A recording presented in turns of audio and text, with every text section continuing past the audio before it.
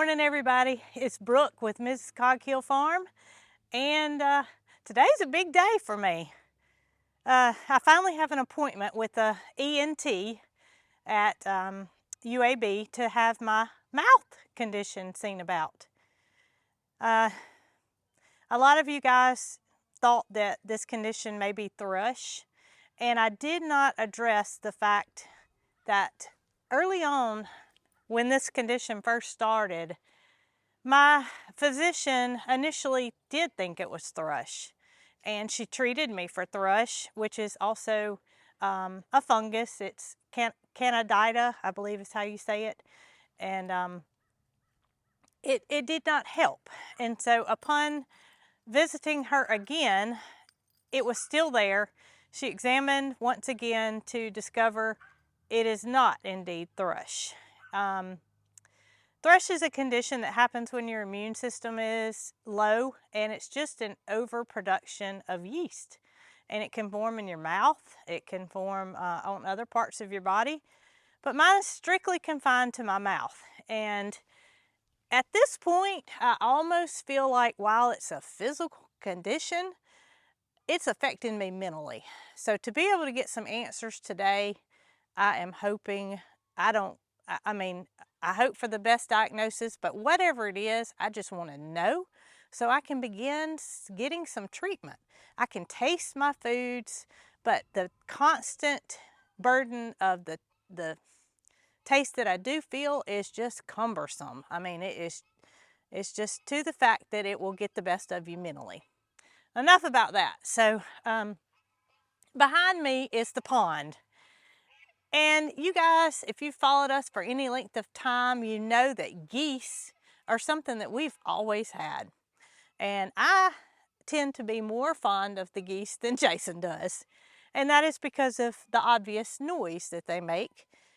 Back when they were in the pasture that Loretta and Gus are in, it was quite a problem when Jason was videoing to overcome that noise that the geese constantly make.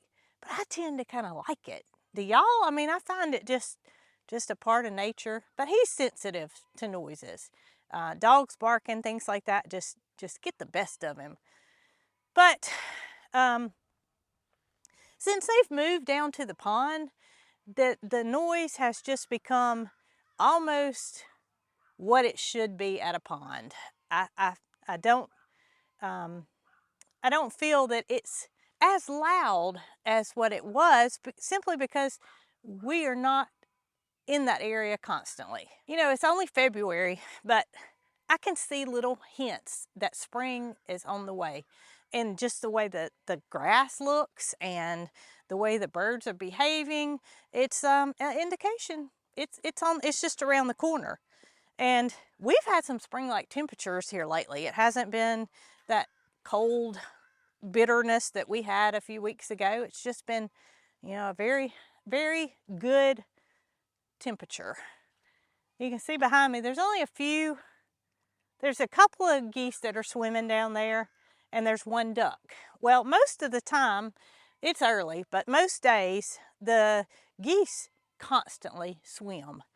And I'm glad to see that, because when they first were moved down here, of course, you know, they're like us. They're creatures of habit, and they didn't know if this is where they should be, because they had been in that other area for so long. That was their home. But once they got in, it has been a very, very lovely sight to see them enjoying this pond. Speaking of the pond, all right, so we've had a lot of rain lately, and you can see that there's just some nastiness floating on the top. So my dream was to have a fountain in the middle of the pond. I mean, for looks, yes, but on the other hand, also to move that water around and to not make the pond sit stagnant. You can imagine with 20 geese being in the pond, there has to be a lot of debris going into the pond. So I think the condition of the pond would be better if that water was moving and not sitting stale. So I reached out to a company, and I was floored by what I found out. Now, this was a company that does install pond fountains, and I was expecting it to be, you know, a couple of $3,000, but no, we're talking upwards of teens of thousands of dollars. And that's not something that we are out to invest in right now. I'm just happy to have a pond at this point, but I have done some research and found that I can probably, Jason and I can install this fountain ourselves. Solar is an option, however, you don't have the beauty of the fountain at night. Not that I'd be able to see it anyway, but also a lot of fountains have lights on them. And of course, you know, solar's not gonna, it's not gonna charge enough for it to run 24/7. It's gonna be when the sun's shining. On cloudy, gloomy days, it's not gonna run. So I think that we're gonna go with something that is powered 24/7. And if you guys have done anything like that and done it yourself successfully, please reach out to me and tell me what brand that you have, because it seems fairly simple to install and the reviews on these fountains are fairly good. So I said I thought that the birds are realizing that spring's around the corner. And there's a reason I said that, because Marycarl was at her swing set, well, her swing that's in the big oak tree in the pasture where the geese and the emus are. And when she got down, she noticed a little pile of leaves with some white sticking out. Guess what? A goose nest. So that was the first indication that we have one goose that's laying. And that's usually how it goes, you know, one of them gets ahead of the gang. But that encouraged me to go around and look and see what I could come up with. And I'm here to tell you, the geese say spring is here. Let me just show you. Hey there, Big C. What you doing this morning, buddy? And y'all can hear, those two males are trying to show their dominance for a female. And here he comes. He doesn't like what he hears, so he's going to go and try to break up the little squabble that they have. But for the most part, they all have a mate in which they stick with. And if anybody tries to disrupt that, they have a little quarrel. It doesn't usually last very long, but it is an indication that, hey, that's my girl, and you're not going to get her. So you can see these two. They're obviously a pair. He's Mr. Humphrey standing tall with his lady friend there. And then we've got Sim Sim back here, and Sim Sim, for the most part, chooses Pringles to be his mate. But I'm seeing Pringles hanging out with Big C over here, so I'm not sure what's going on there, but I just love them. I just love geese, and to be able to see them enjoying the pond has just been phenomenal. Now here's the part that I'm excited about, but I'm also nervous about. I'm starting to get a little bit afraid that we may have so many geese that we don't know what to do with. And that is because they're in a much larger area. And while I've walked around and looked for nesting areas, there's no way I could see all of them, because they do such a good job at covering the eggs up. And they're not going to sit until they have a clutch that's ready to be sat on. And I certainly don't want to take the eggs from them once they start sitting. I mean, we all know, but by that time that they've started to develop, and I just can't do that. But I also know that we can't keep all these babies. So I don't know. I don't know what's going to happen. But I'm going to go around and show you what I found so far. Nugget, what do you think about it, buddy? Do you think baby geese in an unlimited number is a good thing? You don't know, do you? All right, I see Goldie up here walking around. But the indication of this nest was because I actually saw a goose over here.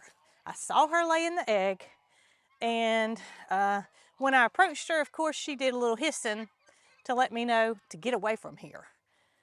So I can take these eggs right now. but she's not going to stop laying. She's going to continue to lay, and I am not going to be able to find every nest. Take a look.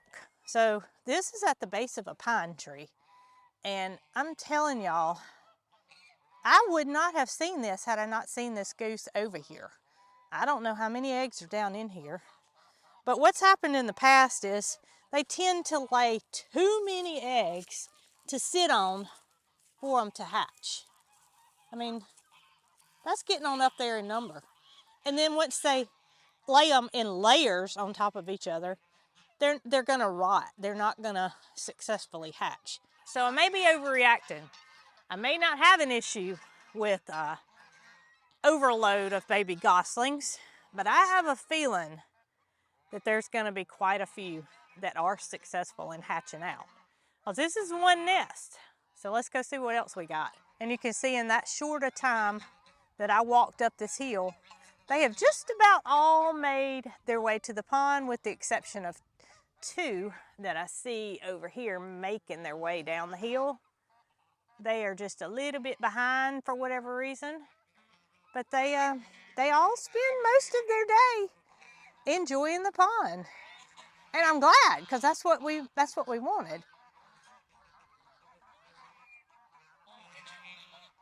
My mom certainly enjoys sitting on her screened-in porch that you can see right there, watching the geese do their thing, and I can only imagine that seeing little goslings swimming out there with their parents will make that even more enjoyable.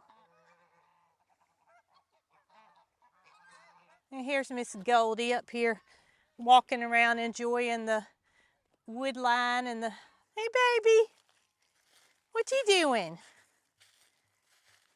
Y'all hear that sound? That was Goldie drumming. So y'all remember when we first moved here, we had dug up some bulbs from the old farm and a house that we had recently flipped and brought them here because we didn't want to see those bulbs not ever get to bloom again with our own eyes. So this is a place that we relocated them, which is right here by Marycarl Swing, and you can see some of the daffodils are showing those signs of spring that I was talking about earlier. They're in bloom and showing their vibrant yellow and orange and white colors. And look, there's a honeybee on the back side of that one. I don't know if I can get it or not, but that bee is getting him some pollen, or her some pollen. All right, so here's the nest that Marycarl saw, and you can tell that there's no way we would have known that nest was there. I mean, it's a pile of leaves there, yeah, but there's leaves everywhere. The ground is littered with leaves, and that's just nature this time of the year. But if you look closely, you can see a feather right there. And then you start to uncover a little bit, and what's below. These have been here a minute. I mean, that one's pretty fresh, but you can tell these eggs have been here. And it may be that this female has no intentions of sitting. She's just, like I said earlier, laying her eggs. But I don't know. I'm gonna cover that one back up. I almost feel like it's been there too long for them to be viable. But hey, what do I know? I mean, they could sit there quite a long time before they decide to sit on them and still hatch. It's been the case in the past, but all this area, there's no telling. There is no telling how many eggs there are. Jason moved this porta hut out here, and lo and behold, there's something inside you might want to see. The reason I noticed this, I mean, there's no reason for me to come out in the middle of the pasture and come and take a peek in the porta hut to see what's going on. There's no reason. So Dee Dee and I are out here, and we're going to feed the geese down at the pond. She comes out from under here, and she's got an egg hanging out both sides of her mouth. I said, Dee Dee, where did you get that? It was a goose egg. And I came in here because it's the only place that she could have gone. But y'all, check it out. I mean, they have taken every bit of straw that was put in here intended for the emus to bed down when it was so cold and made this massive nest. Now let's see here. It keeps going. I mean, look, there's eggs as far as you can see. Y'all, I just can't bring it to myself to take them away. I just can't do it. I mean, it's nature, and I'm going to let nature take its course. I may end up with 20 more geese, or even more than that, but I just can't bring it to myself to take their eggs. I can't do it. So let's hope today, after I've showed y'all 3 goose egg nests, let's hope for some good news for me.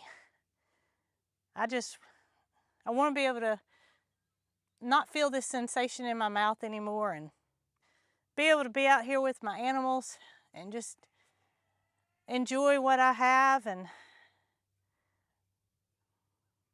just be me again. But in the meantime, I'm going to keep check on these nests and see if I can't figure out how many more there are going to be. And we hadn't even started spring yet, officially. Y'all be good.